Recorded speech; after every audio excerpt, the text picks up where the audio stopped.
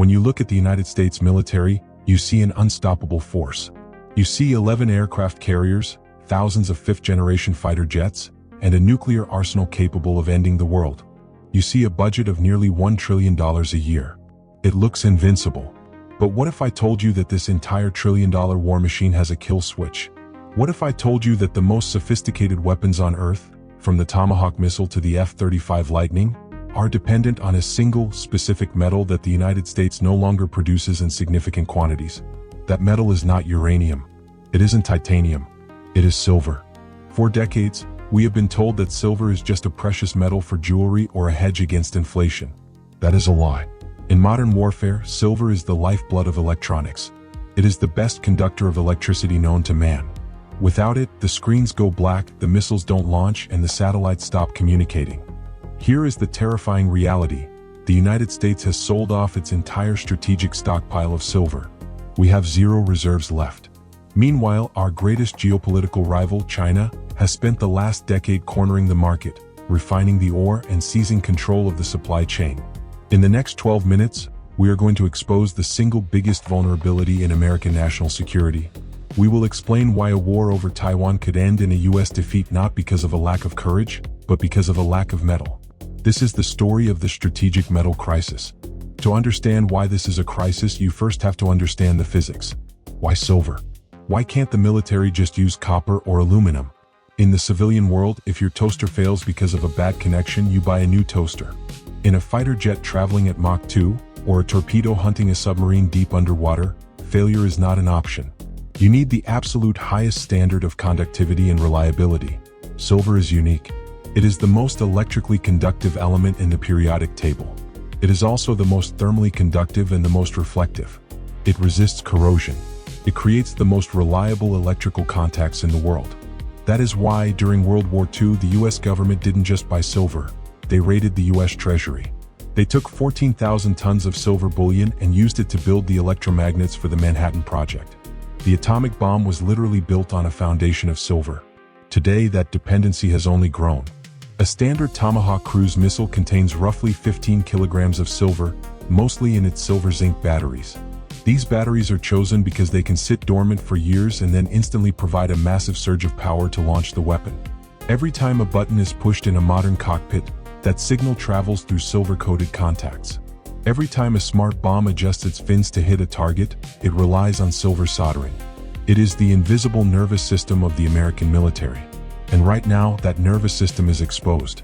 So, knowing how critical this metal is, you would assume the Pentagon has a massive vault somewhere filled with silver bars ready for a rainy day.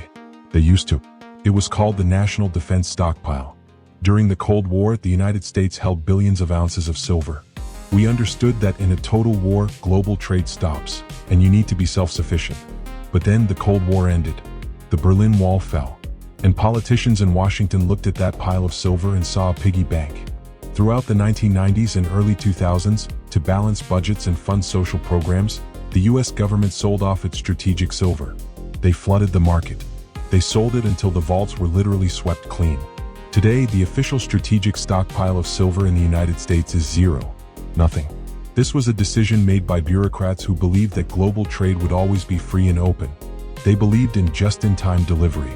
They thought if Raytheon or Lockheed Martin needed silver, they could just call a supplier in Mexico or Peru or China and have it shipped overnight. That works in peacetime. It works when the shipping lanes are open. But what happens when the shooting starts? What happens when the Pacific Ocean becomes a war zone? We have traded resilience for efficiency, and in doing so, we have handed the keys to our defense industry to foreign powers. While America was selling, China was building. We often talk about China's monopoly on rare earth elements, but their dominance in the silver processing chain is just as dangerous. China is now the third largest producer of mined silver, but more importantly, they are the world's largest refiner. A vast amount of the raw silver ore mined in South America or Africa is shipped to China for smelting and refining before it becomes the pure .999 metal that tech companies need. China has positioned itself as the choke point of the global metal supply chain. Let's play out a scenario. Tensions rise over Taiwan. The United States announces sanctions on Beijing. In retaliation, China doesn't fire a missile. They simply sign an executive order: no export of strategic metals to unfriendly nations. Overnight, the supply of refined silver to the west dries up. You might say, well, we can get it from Mexico. But supply chains don't pivot overnight. Contracts are locked in. Smelters are running at capacity. And guess who owns a significant portion of the mining interest in the global south? Chinese state-owned enterprises. The U.S. defense industry consumes a massive amount of silver annually. Without a stockpile, they are buying on the spot market. If China restricts supply, the price won't just double, it will go vertical. But price isn't the issue, availability is. You cannot build a missile with a stack of cash. You need the physical metal. If it's not there, the assembly line stops. There is another factor that makes this crisis imminent: the rate of consumption in modern warfare. We are seeing a preview of this in Ukraine. Modern war is a war of attrition. You don't just fire one missile, you fire thousands.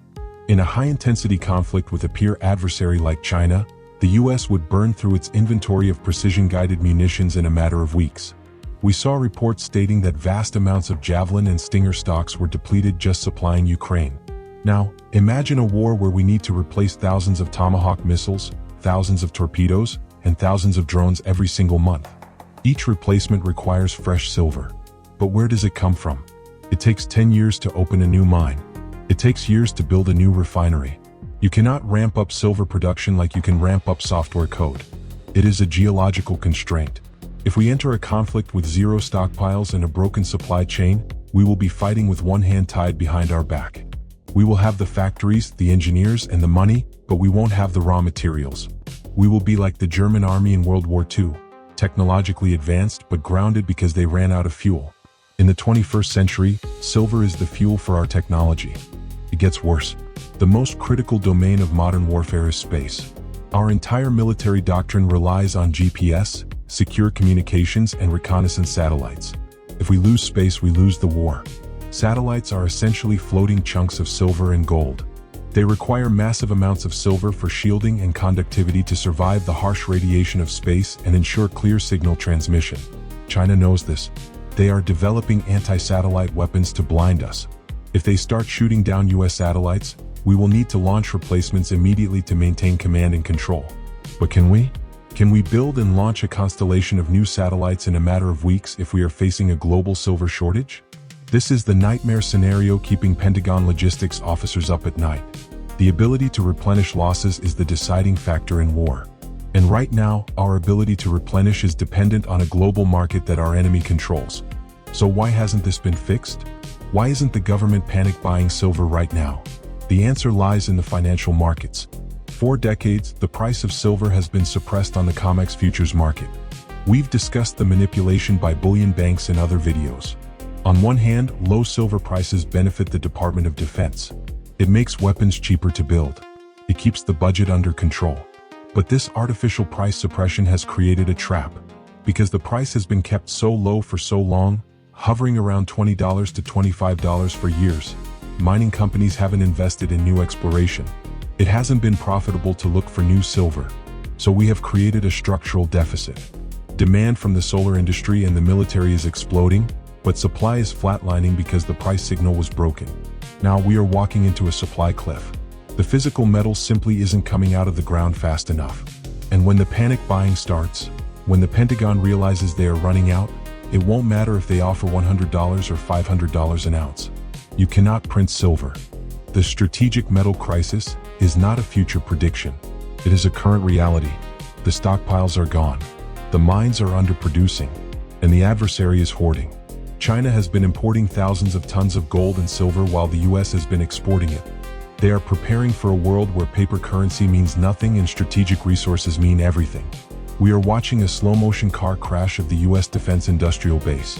Unless Washington wakes up, reestablishes a strategic stockpile, and incentivizes domestic mining and refining immediately, we are heading toward a catastrophe. We cannot maintain global hegemony on a supply chain built on sand. We cannot protect the free world if we cannot secure the ingredients of our own shields. The question is, are you prepared for what happens when this shortage hits the public consciousness? When the military starts panic buying, the industrial users, Tesla, Apple, Samsung, will panic buy too. The shortage will trickle down to everything you own. The price of electronics, cars, and energy will skyrocket. This is more than just a military story, it is an economic warning. The era of cheap resources is over. The era of resource nationalism has begun. We are tracking the daily movements of silver inventory out of the COMEX vaults, and the numbers are alarming. If you want to see the data that the mainstream media is ignoring, and if you want to know how to position yourself before the inevitable supply crunch hits, you need to be paying attention. Don't rely on the news to tell you when the crisis has started. By then, the shelves will be empty. Click the subscribe button and turn on notifications. We are going to continue tracking the flow of strategic metals and exposing the vulnerabilities that the establishment wants to keep hidden. The world is fragile. Stay informed. Stay prepared.